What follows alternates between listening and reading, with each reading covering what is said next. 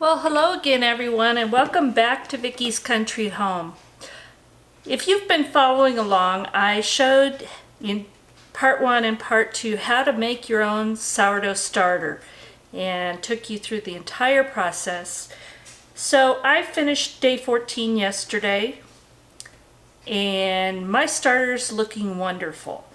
So last night I discarded about a third of the starter and I fed it double what I normally do. So I fed it 1 cup of flour, and I used up the remaining amount of my whole wheat flour and all-purpose flour combination that I've been feeding it with all along.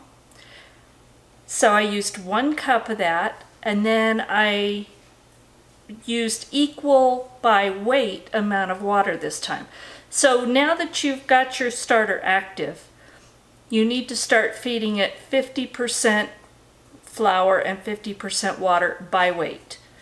For me, I cheat, and usually that works out to 1/2 cup of flour to 1/3 cup of water. But weigh it if you can, because that is the best way. So that makes you have 100% hydration starter. So I did that last night, and I've got a bunch of active starter.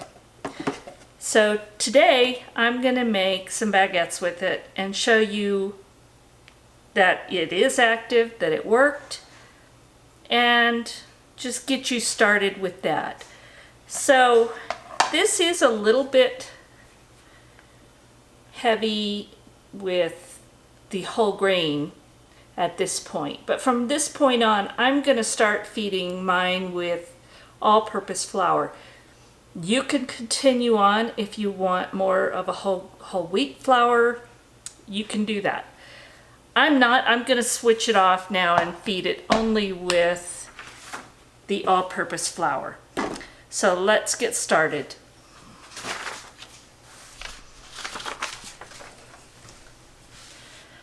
Alright, I'm going to make my favorite baguette recipe, and this one it's starter, water, flour, and we'll be adding in a little bit of salt into it, but that's all that's in this. So what I'm going to do is start out with 200 grams of starter. And I have my mixing tub and folding tub that I use in my previous videos. You'll be able to see those. I have that on my scale and I have it zeroed out. So I'm going to put in 200 grams of my new starter. And again, let me see if I can show you this, because it is just, I'm very happy with it. So you can see how it's definitely active and it's looking beautiful.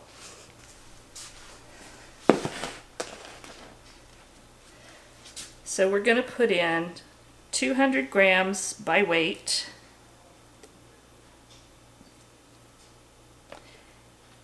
And this is why I actually fed this double last night, so that I would have plenty of starter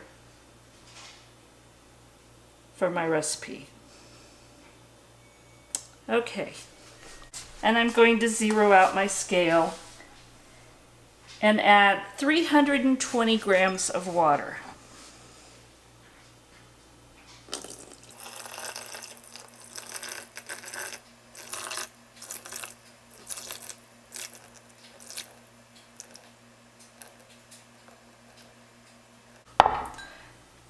So now I'm going to zero that out, and you can see this is kind of heavy looking, although it's kind of floating. So now I'm just going to break this up slightly. I'm not going to try and totally mix it. I just want to break it up some. Okay. And now you can, at this point, you can use half whole wheat flour, you can use half bread flour, half all-purpose flour. I'm gonna make mine half bread flour and half all-purpose. And we're gonna use a total of 500 grams. So I'm gonna use 250 grams. Let's zero my scale out. 250 grams of bread flour. Okay, 250 grams of bread flour.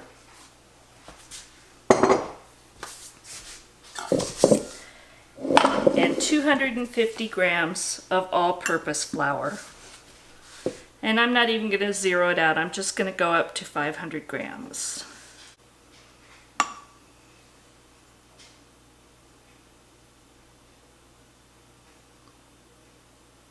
All right, 500 grams of flour. So now I'm going to move the scale out of my way, bring it more down to my level.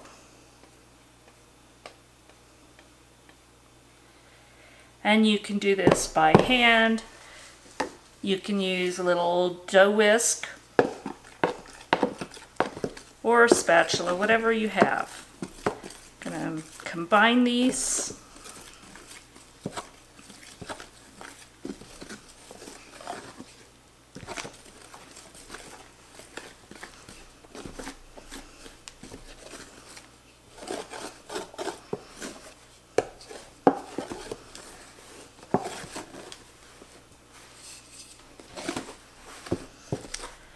And I basically just use my whisk or spatula just to start getting the dough combined. And then you use the best tools you have, your hands. So I'm going to go get my hands wet and get this combined. I'm not going to show you this whole process because I've been through this a number of times, start to finish. So I am going to link to the video showing how to make this loaf of bread. I wanted to show you my starter. I wanted to show you getting started and the amounts. But go check out my recipe. This is my no-knead sourdough bread. I fed it last night. I'm going to make the dough and fold it today. Then it's going to go in the refrigerator overnight. And then tomorrow I'll come back and bake my baguettes. So I'm not going to bore you with this whole process. Again, go check out the other videos that show you how to do the start to finish process. And I'll see you tomorrow.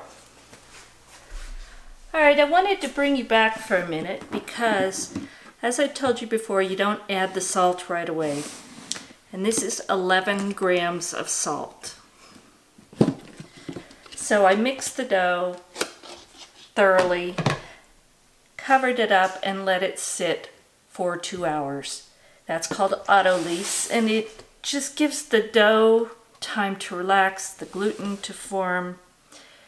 Now, since it's done that, you can see it's smoothed out some, but I'm just going to sprinkle the salt on top. Now I'm going to fold that in. And that's the only other thing that you do. But this is all in the other videos. But I didn't tell you the amount of salt to use. So I wanted to be sure and do that. So you can see how stretchy this is. So, as in my other videos, I'm going to just fold this the first time, add the salt and stretch and fold the dough.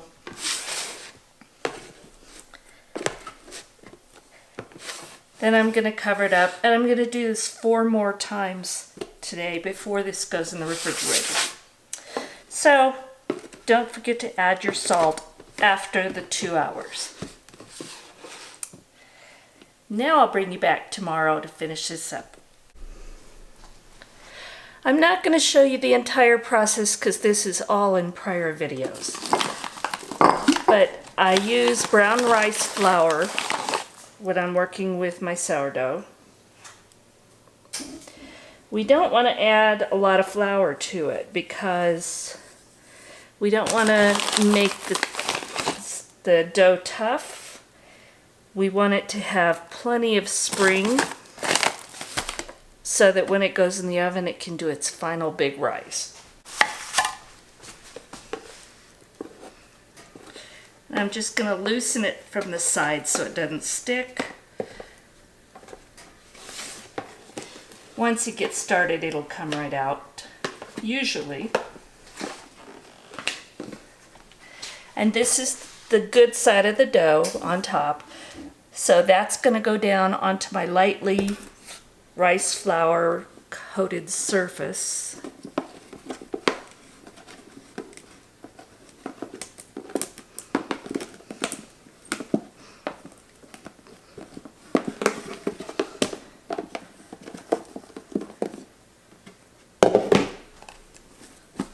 Okay.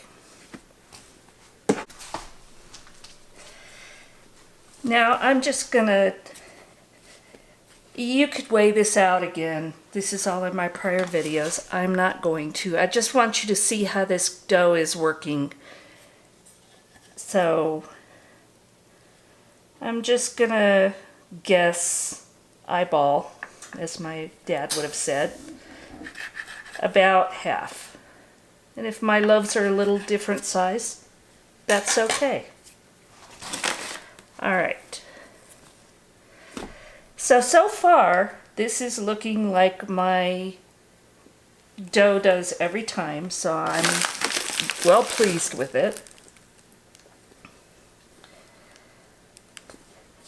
And again, I don't want a lot of rice flour, just enough to keep it from sticking. So I'm going to pre-shape these loaves, put them into my baker's couche.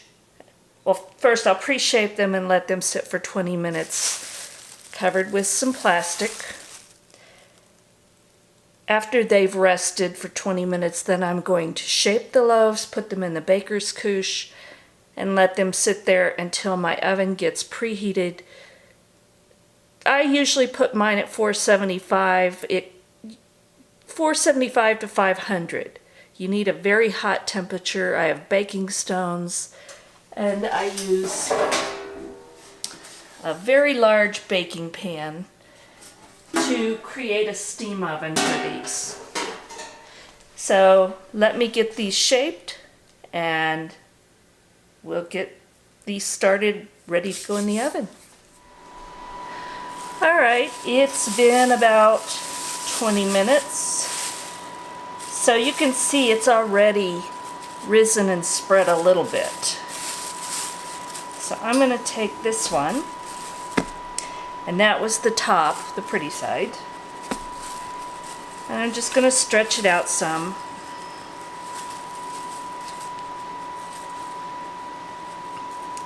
And you want the rough side on top. That's so when you shape the loaf, the pretty side of the dough will be on the outside. And see all these bubbles I'm popping? That's a good sign. That means that my starter is working. So let's stretch this out, get it kind of in a rectangle.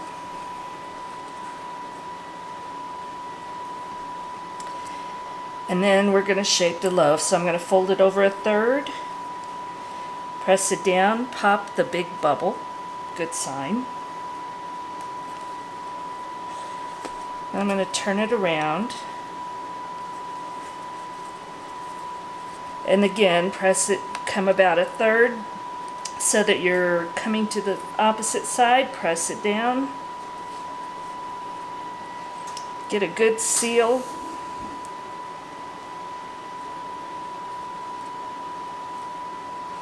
Pinch the ends closed. Now we're just gonna very lightly roll it and shape the ends, making sure they seal.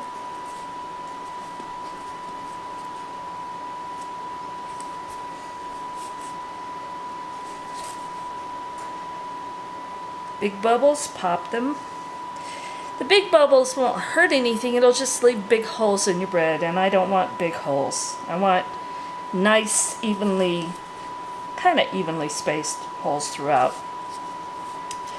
Alright, I'm going to put the seam on top, and this is going to go over here in my baker's couche that has brown rice flour and cornmeal in it. And then we're going to fold the couche over it. And the couche just helps it stay in shape while I am letting the oven heat up and the stones heat up. So now I'm going to get the other loaf done.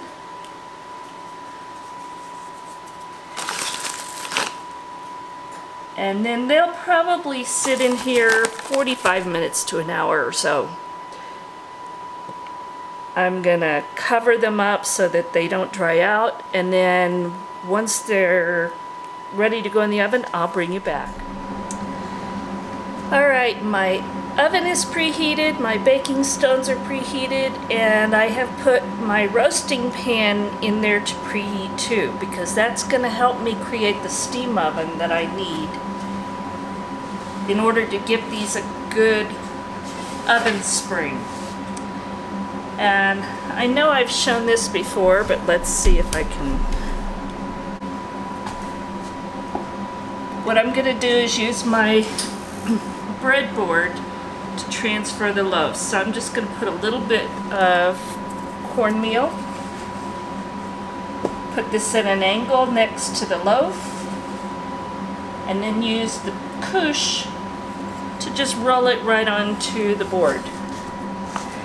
Now that I did that, the top of the loaf is facing up, which is what I want.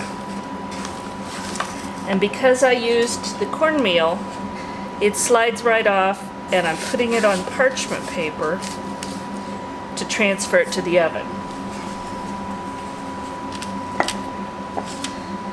Now I'm going to do the second one.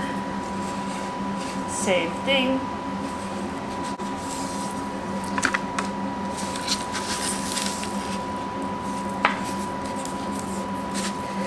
And just give them a little room on there. And I hope you can see, if you've watched my other videos, this is exactly what they should look like. So I'm very happy so far with what this starter has done. Now I'm going to just brush most of that cornmeal and flour off, because I really don't want that on my final loaf. So just get the worst of it off.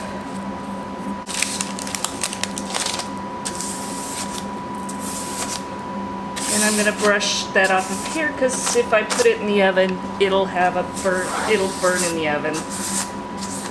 And it's no big deal, you can clean it out, but I'd rather avoid that.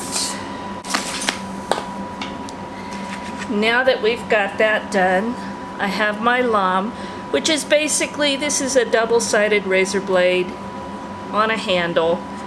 If you don't have this, use a sharp knife or use a single blade razor blade. That's just for that purpose. And it's not going to last that long because the sourdough is acidic and it'll eventually kind of eat through it. But now you're just going to make some good kind of deep slashes in here.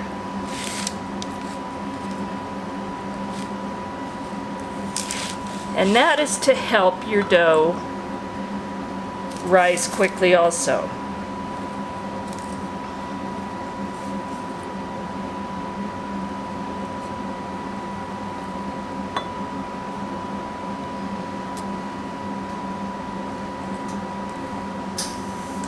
And again, I've gone into this in depth in my other videos, so I really encourage you to watch those because they will show more of the technique.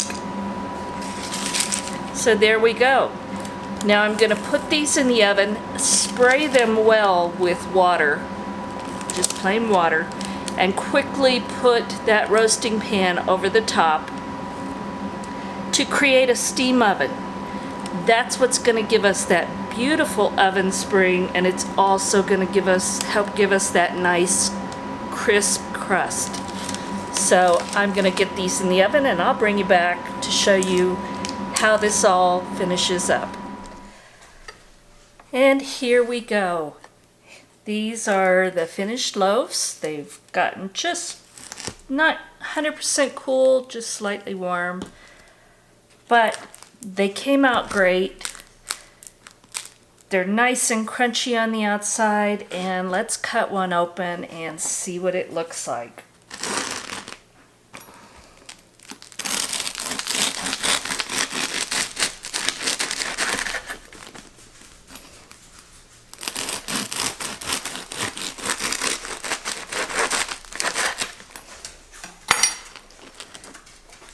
All right, there we go.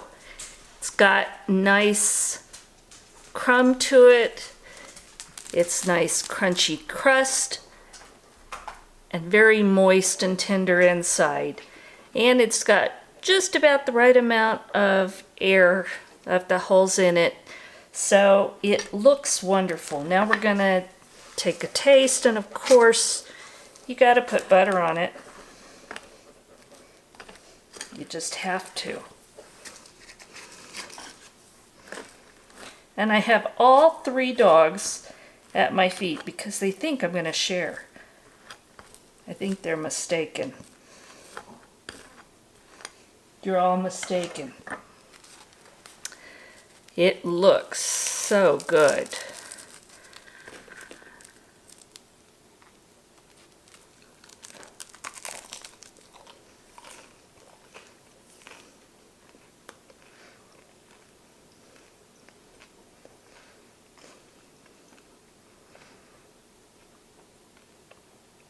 And it tastes great. It's got just the right amount of crunch on the outside. It's nice and tender and moist inside. And it has just that little bit of sourdough flavor that you want. And that's something you can adjust as you use your starter. But this starter came out wonderful. This was 16 days start to finish using flour and water and making the loaf, adding just a little bit of salt. That's all that went into this from the time I made the starter until I made these loaves. So this is something you can do. It does take a little time and patience, but it is so worth it. So I just want to thank everybody for visiting Vickie's Country Home and following me through this journey of making your own sourdough starter and then making bread with it. And I hope you give it a try. So if you like this video, please give me a thumbs up, subscribe, share it with your friends. And as always, thank you for watching, and we'll talk again soon.